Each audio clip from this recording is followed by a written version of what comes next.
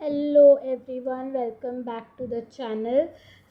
Last video में हमने देखा था कि कैसे ट्रेड डिटरमाइन होता है, गेन्स कैसे होंगे दोनों कंट्रीज़ को। हमने ये भी देखा नेशन 1 को 20x एंड 20y का गेन हो रहा है, नेशन 2 को 20x एंड 20y का गेन हो रहा है। अंडर इंक्रीजिंग कॉस्ट जो है उसमें कंजम्पशन दूसरे पॉइंट पे होगा, प्रोडक्शन दूसरे पॉइंट पे होगा, और कांस्टेंट कॉस्ट अगर होगा उस केस में consumption and production same point पे होगा। ऑटार्की में सेम पॉइंट पे होगा इंक्रीजिंग कॉस्ट के तहत। सो increasing cost under autarky same point पे कंजम्पशन प्रोडक्शन हो रहा है, बट विथ ट्रेड वो डिफरेंट पॉइंट पे होगा। Now moving on to equilibrium relative commodity price with trade. The equilibrium relative commodity price with trade is the common relative price in both nation at which trade is balanced. तो वो क्या होता है equilibrium relative commodity price with trade? क्या होता है कि वो relative price जो common है, वो relative price जो common है दोनों countries में, and उस जो प्राइस है उस पे ट्रेड बैलेंस होता है। In figure 3.4, this is PB is equals to PB dash is equals to 1. तो हमने देखा कि वो जो प्राइस था जो कॉमन आ रहा है स्लोप जिस पे बैलेंस हो रहा है trade, that was PB is equals to PB dash is equals to 1। तो वो स्लोप जो था वो 1 था उस पॉइंट पे। At this relative price, the amount of X that nation 1 wants to export is 60X, equal to the amount of X that nation 2 wants to import. तो इस प्राइस पे हम बैलेंस की बात कर रहे हैं, ट्रेड बैलेंस होता है। इसका मतलब क्या है कि अगर मैं 60X रेडी हूँ आपको देने के लिए और आप भी रेडी हो 60X कमोडिटी लेने के लिए, तो वो बैलेंस हो गया। अगर इन केस आप बोलते हो नहीं हमें सिर्फ 40x चाहिए, तो वो ट्रेड इम्बैलेंस हो जाएगा, राइट। अगर आप बोलते हो नहीं हमें 70x चाहिए, तो वो अगेन ट्रेड इम्बैलेंस हो जाएगा। सो इस पॉइंट पे ट्रेड बैलेंस होगा, मीनिंग जितना एक्सपोर्ट करेगा उतना ही दूसरा कंट्री इम्पोर्ट करेगा। Similarly, amount of Y that nation 2 wants to export, that is 60Y, exactly matches the amount of Y that nation 1 wants to import at this price. तो इस price पे same price is equals to 1 पे जितना Y commodity nation 2 देना चाहता है उतना ही Y commodity nation 1 import करना चाहता है, उससे कम या ज़्यादा नहीं। Any other relative price could not persist because trade would be unbalanced. तो कोई और अगर प्राइस हम लेते हैं तो उस प्राइस पे ट्रेड बैलेंस नहीं होगा, वो अनबैलेंस हो जाएगा। एग्जाम्पल यहाँ पे px by P Y is equals to 2 दिया है। अब px by P Y is equals to 2 का मतलब क्या है? px by P Y equal to 2 का मतलब है कि px का वैल्यू बढ़ गया है। अब मैं आपको सिंपली बताती हूँ इसका मतलब क्या है।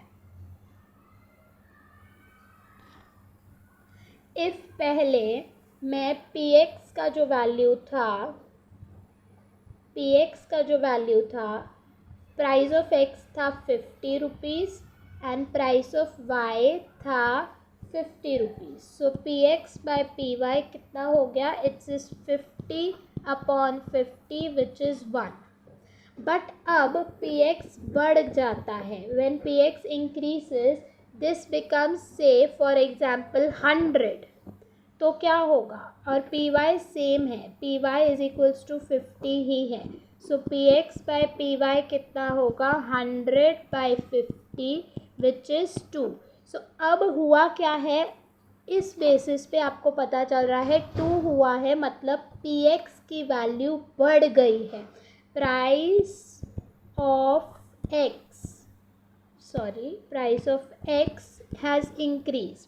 या तो हो सकता है इस केस में प्राइस ऑफ वाई डिक्रीज भी हुआ हो सकता है पी एक्स उतना ही था 50 लेकिन पी वाई अब 25 हो गया है। तो अगर आप P X by P Y करो तो वो 50/25 विच इज़ 2 अगेन होगा। या तो प्राइस ऑफ एक्स बड़ा है या तो प्राइस ऑफ वाई कम हुआ है, राइट। इसका मतलब ये है। अब इस सिचुएशन में क्या होगा, अगर ये इम्प्लिसिट है कि अगर P X by P Y increase हुआ है उसका मतलब या तो न्यूमरेटर इंक्रीज हुआ है या तो there is a decrease in the denominator. ये मैथमेटिकल अंडरस्टैंडिंग है। I am sorry there was a call in between. So मैं कहाँ पे थी, मैंने आपको समझाया कि P X by P Y 2 कब होगा, जब पी एक्स इंक्रीज़ होगा या तो पी वाई डिक्रीज़ होगा। अब इस केस पे क्या हो रहा है, अगर समझो पी एक्स इंक्रीज़ हो चाहे पी वाई डिक्रीज़ हो, इसका मतलब हुआ है पी एक्स की अब वैल्यू, दोनों केस में पी एक्स की वैल्यू ज़्यादा है पी वाई की वैल्यू से, राइट। यहाँ पे देखिए अगर पी एक्स इंक्रीज़ हो रहा है तो 100 is greater than 50 and even in this case जब पी वाई की वैल्यू कम हो रही है 50 इज़ ग्रेटर देन 25। अब मैं अगर आपको एक्स कमोडिटी दे रही हूँ, right, I am the exporter of x commodity, अब प्राइस इंक्रीज़ हो रहा है, इसका मतलब जाओ लॉ ऑफ सप्लाई पे, प्राइस इंक्रीज़ होगा तो मैं एज अ एक्सपोर्टर सप्लाई ज़्यादा करना चाहूँगी, राइट। वेराज इसी रेट पे आप डिमांड कम करना चाहोगे, वाई, क्योंकि अब प्राइस ज़्यादा है। तो सेम वे इस पे क्या होगा, P X by P Y अगर 2 होगा so nation 1 would want to export more of X, क्योंकि मैं एज अ एक्सपोर्टर मुझे प्रॉफिट ज़्यादा मिल रहा है। Law of supply, higher the price higher the supply. So law of supply होगा 2 हो गया है प्राइस ऑफ एक्स बढ़ चुका है दोनों केस में, चाहे प्राइस ऑफ वाई कम हुआ हो चाहे प्राइस ऑफ एक्स कम बड़ा हो, दोनों केस में आपका प्राइस ऑफ एक्स की वैल्यू ज़्यादा है। That means price of x auto eventually बढ़ चुका है। अब मैं एज अ सप्लायर, क्योंकि प्राइस ज़्यादा मिल रहा है, प्रॉफिट मुझे ज़्यादा मिलेगा, मैं ज़्यादा सप्लाई करना चाहूँगी। That means export nation 1 nation 2 को ज़्यादा करना चाहेगा, whereas nation 2 would be willing to import at this high price than nation 2 would be willing to import at this high price। तो इस हाई प्राइस पे नेशन 2 कम demand करेगा, मतलब export जितना करना चाहता है नेशन 1 उससे कम नेशन 2 डिमांड कर रहा है या इंपोर्ट कर रहा है इस प्राइस पे। अब जब ऐसी सिचुएशन होती है कि आपका सप्लाई ज़्यादा है लेकिन डिमांड कम है तो क्या होता है, प्राइस गिर जाता है, राइट। इसका मतलब मैं सिंपल लॉजिक से आपको बताती हूँ, law of demand and law of supply में हम जा सकते हैं, लेकिन सिंपल लॉजिक है। अगर सप्लाई ज़्यादा है इज़ ग्रेटर देन डिमांड, यानी मेरे पास 20 बुक्स अवेलेबल है आपको देने के लिए, 20 बुक्स अवेलेबल है आपको देने के लिए, यानी सेल करने के लिए। 1 सेकेंड,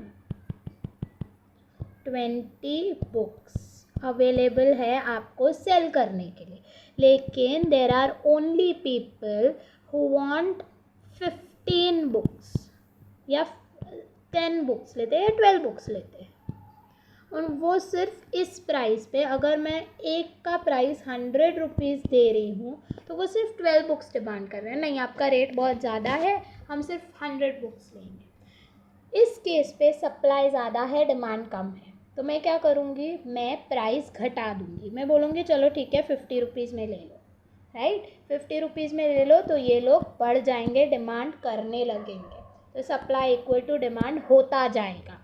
तो इस सिचुएशन में आपका सप्लाई ज़्यादा है, एक्सपोर्ट करना चाहता नेशन 1 ज़्यादा है एज़ कम्पेयर टू जो इम्पोर्ट करना चाहता है नेशन 2, तो क्या होगा, प्राइस रिड्यूस होगा, supply is greater than demand, that means price reduce कर दो, डिमांड बढ़ जाएगा, सप्लाई थोड़ा कम हो जाएगा, तो इस सिचुएशन में जो ओवर स्टॉक है वो निकलता जाएगा, तो यहाँ पे भी हमारा रिलेटिव प्राइस कम होगा, ठीक है. So as a result relative price of X would fall toward equilibrium level 1 पे आ जाएगा, जहाँ पे इक्विलिब्रियम हो जाएगा. Similarly at relative price of X lower than 1. So lower than 1 कब होगा? जब न्यूमरेटर कम हो जाए या डिनोमिनेटर बढ़ जाए. न्यूमरेटर कम होना या डिनोमिनेटर का बढ़ना क्या होगा? प्राइस ऑफ एक्स कम होगा compare to price of Y. ठीक है. ये भी आप, जैसे मैंने यहाँ पे आपको करके बताया, आप कैलकुलेट कर सकते हो. न्यूमरेटर को कम कर दो या तो डिनोमिनेटर को बढ़ा दो, आपको वैल्यू 0.5 या ऐसे कुछ मिलेगी, 0.6. आप ट्राई करके देख सकते हो, 1 से नीचे की मिलेगी. तो इस सिचुएशन में क्या होगा? प्राइस ऑफ वाई ज़्यादा है, तो एक्स की कमोडिटी जो है, वाई की कमोडिटी एक्सपोर्ट करना चाहता है ज़्यादा नेशन 2, वेराज इम्पोर्ट करना चाहता है कम नेशन 1. इस सिचुएशन में प्राइस ऑफ वाई की वैल्यू क्या हो जाएगी? कम हो जाएगी. इस सिचुएशन में प्राइस ऑफ वाई की वैल्यू कम हो जाएगी. इवेंचुअली जब डिनोमिनेटर कम होता है तो एक्चुअल जो वैल्यू हम फाइंड आउट कर रहे हैं वो वैल्यू बढ़ जाता है. एग्जाम्पल लेते हैं. 50-50 हमारा केस था, जहाँ पे P X by P Y is equals to 1 है. अब इस सिचुएशन में हम करते हैं, पी वाई की वैल्यू को बढ़ा देते हैं. पी वाई की वैल्यू, अब ये पी एक्स था, ये पी वाई था. पी वाई की वैल्यू अगर मैं बढ़ा रही हूँ, समझो 100 कर देती हूँ, तो 50/100. पी वाई अब 100 है, so 50/100 becomes how much? 1/2, which is 0.5. 0.5 P X by P Y है 0.5, कम है कंपेयर टू दिस. इसका मतलब है y की जो प्राइस है वो अब ज़्यादा है. y की प्राइस ज़्यादा है तो y का सप्लाई, यानी नेशन 2 एक्सपोर्ट जो कर रहा है वो ज़्यादा होगा कंपेयर टू y का डिमांड, जो नेशन 1 डिमांड कर रहा है. इस सिचुएशन में क्या होगा? इस सिचुएशन में हमारा पी वाई कम होता जाएगा. पी वाई कम होगा मतलब ये वैल्यू कम होती जाएगी, 60-50 होती जाएगी, 50 होगा तो ये. इसका दूसरा मीनिंग ये भी है कि अगर 0.5 है तो अगर हम एक्स कमोडिटी के पॉइंट ऑफ व्यू से भी देखें तो एक्स कमोडिटी के पॉइंट ऑफ व्यू से क्या होगा? अब P X by P Y, X का जो वैल्यू है वो कम है कंपेयर टू वाई. एक्स का जो प्राइस है वो कम है कंपेयर टू वाई. इसका मतलब है एज अ सप्लायर, कौन है एक्स का supplier? Nation 1. Supply of X कौन कर रहा है? नेशन 1. वो सप्लाई कम करेगा बिकॉज उसको कम प्रॉफिट मिल रहा है than the demand of X. कौन कर रहा है डिमांड फॉर एक्स? नेशन 2. अब जब सप्लाई लेस देन होता है, सप्लाई कम होता है compare to demand, then prices increase होते हैं. किसके? एक्स की बात कर रही हूँ मैं यहाँ पे. मैंने वाई की बात पहले कर ली, मैंने समझा दिया कैसे चेंज होगा. मैं यहाँ पे एक्स के टर्म्स में भी उसी को समझा रही हूँ. चेंजेस कहीं पे भी हो सकते हैं, हम सिर्फ देख रहे हैं. हम या तो डिनोमिनेटर में चेंजेस हो सकता है, वाई का प्राइस रिड्यूस होगा मतलब डिनोमिनेटर में चेंज हो रहा है. यहाँ पे एक्स का प्राइस बढ़ेगा मतलब न्यूमरेटर में चेंज हो रहा है, डिनोमिनेटर एज इट इज़ है. न्यूमरेटर में चेंज होगा यानी न्यूमरेटर बढ़ेगा तो वैल्यू जो है P X by P Y की वो बढ़ जाएगी. तो एक्स जब कैसे बढ़ेगा? क्योंकि सप्लाई लेस देन डिमांड है. यही सिचुएशन कोविड के टाइम पे हुआ था when lockdown was announce. Lockdown जब अनाउंस हुआ था तब काफ़ी ज़्यादा डिमांड था प्रोडक्ट्स का. देयरफॉर सप्लाई उतनी ही थी, डिमांड ज़्यादा था तो प्राइसेस बहुत बढ़ा दिए थे. सो जब सप्लाई नहीं होता, मेरे पास सिर्फ 5 बुक है और 10 लोग हैं ख़रीदने के लिए, तो मैं क्या करूँगी? मैं प्राइस को बढ़ा दूँगी. जो अफोर्ड कर सकता है वो लेके जाओ. सो प्राइस को बढ़ा देंगे. सो पी एक्स की वैल्यू बढ़ जाएगी. पी एक्स की वैल्यू बढ़ना यानी न्यूमरेटर का बढ़ना, न्यूमरेटर का बढ़ना यानी वैल्यू जो है ये ओवरऑल वैल्यू बढ़ जाएगी, 1 हो जाएगी. सो इवेंचुअली आप एक्स के टर्म्स में भी वाई के टर्म्स में भी समझ सकते हो. यहाँ पे एक्स के टर्म्स में समझाया है. So as a result relative price of X would fall toward, okay ये पहले वाला था. Similarly at the relative price of X lower than 1 nation, relative price of X मतलब P X by P Y, P Y by P X नहीं, P X by P Y than lower than 1 nation 2 would want to import more मतलब demand ज़्यादा कर रहा है, then nation one would be willing to export, मतलब supply कम है at this low price and the relative price of x would rise. कैसे x का प्राइस कैसे इंक्रीज होगा, रिलेटिव प्राइस यानी P X by P Y कैसे increase होगा, मैंने आपको समझाया है. Thus the relative price of x would gravitate toward the equilibrium price of 1, यानी वो इवेंचुअली हर बार 1 पे आके रुकेगा, चाहे उसके ऊपर हो चाहे उसके नीचे हो, automatically it will reach 1, that is equilibrium. Same conclusion you can go for y, मतलब relative price of y which is py by px. Relative price of y is py by px. The equilibrium relative price in figure 3.4 was determined by trial and error, that is various relative prices were tried until one that balanced trade was found. तो हमने 3.4 में जो देखा कि 60x और 60y trade करने से balance trade हो रहा है और वो प्राइस किस पे है, वो किस प्राइस पे है, वो P X by P Y is equals to 1 पे हो रहा है, जहाँ पे 60x और 60y बैलेंस हो रहा है, जितना डिमांड है उतना सप्लाई है. वो ट्रायल एंड एरर, उन्होंने बार बार अलग अलग कॉम्बिनेशंस ट्राई करके देखे और उनको कोई रॉन्ग हुए, इवेंचुअली एक राइट इनको ये वाला मिला, तो उन्होंने खुद ट्राई कर दिया है और आपको यहाँ पे बताया है. there is a more rigorous theoretical way to determine the equilibrium relative price with trade. This makes use of either the total demand and supply curve of each commodity in each nation or the so-called offer curves discussed in the next chapter.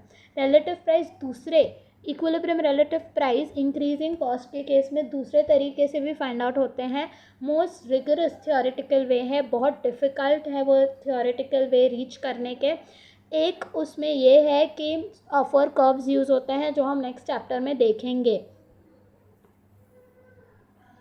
All we need to say at this point is that greater nation 1's desire is for y and weaker nation 2's desire is for x. The closer equilibrium price with trade will be to 1/4. That is, जितना desire nation 1 का ज़्यादा होगा for y, यानी nation 1 desire ज़्यादा कर रहा है y के लिए, यानी जो नेशन 2 का एक्सपोर्ट है,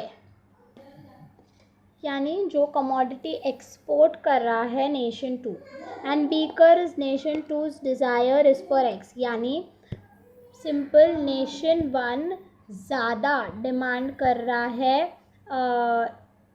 वाई कमोडिटी का, मतलब एक्सपोर्ट जो नेशन 2 कर रहा है. Weaker is the desire nation 2's desire for x, यानी नेशन 2 जो है उसका डिमांड फॉर एक्स कम है एंड नेशन 1 का डिमांड फॉर वाई ज़्यादा है, तो ऑब्वियसली नेशन 2 जो है वो एक्सपोर्ट ज़्यादा करेगा as compare to nation 1. X commodity का एक्सपोर्ट कम करेगा. तो closer is the equilibrium price with trade will be to the 1/4, that is pre trade equilibrium price in nation 1, उतना ही वो क्लोजर होगा.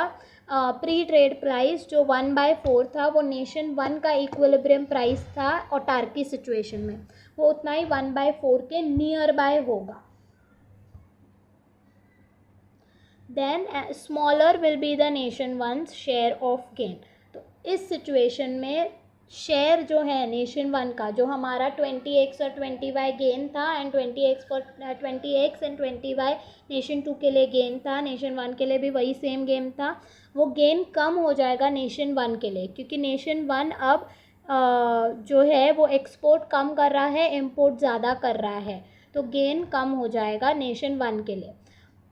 Once the equilibrium relative price with trade is determined, we will know exactly how the gains from trade are divided between the two nations. Once आपको equilibrium relative price पता चल गया and trade हुआ है, उसके बाद exactly आपको पता भी है कि कितना किसको गेन्स है, तो टोटल गेन्स अगर आपको पता चल गया कितना है, तो आप इवेंचुअली किसको कितना गेन हुआ है वो भी कैलकुलेट कर सकते हो. And our trade model will be complete. Obviously then trade model complete हो जाएगा. In figure 3.4 equilibrium relative price of X with trade PB is equals to PB dash is equals to 1 results in equal gains 20x 20y for nation 1 and 2. But this need not be the case. हमेशा ये case हो कि equal gains हो वो ज़रूरी नहीं है, अलग गेन्स भी हो सकते हैं. Of course, if the pre-trade relative price had been the same in both nation, very very very very important, हमारा प्री ट्रेड प्राइस जो था वो ऑटार्की में क्या था, नेशन 1 का PX/PY 1/4 था, वेराज नेशन 2 का PX/PY 4 था. That means there was difference in the relative price. इस वजह से, क्योंकि ये रिलेटिव कमोडिटी प्राइस डिफरेंट है, इस वजह से ट्रेड वाज पॉसिबल. बट अगर ऑटार्की सिचुएशन में रिलेटिव प्राइस सेम होता दोनों नेशंस में, अगर 1/4 होता नेशन 1 में भी एंड नेशन 2 में भी 1/4 होता, there would be no comparative advantage or disadvantage to speak of in either nation and no specialisation in production or mutually beneficial trade would take place. तो इस सिचुएशन में कोई भी एडवांटेज नहीं होता ट्रेड के लिए एंड मतलब ही नहीं है स्पेशलाइजेशन का, क्योंकि दोनों कंट्री में सेम है, किसी को भी सस्ता या महंगा नहीं पड़ रहा है. सो दोनों कंट्री में प्राइस इज सेम, इस वजह से ट्रेड होगा ही नहीं. इनकम्प्लीट स्पेशलाइजेशन हम नेक्स्ट वीडियो में कवर करेंगे. प्लीज़ चैनल को सब्सक्राइब कर दीजिए, वीडियो को लाइक कर दीजिए and do mention in comments आपको अगर समझ में आया है तो. Thank you.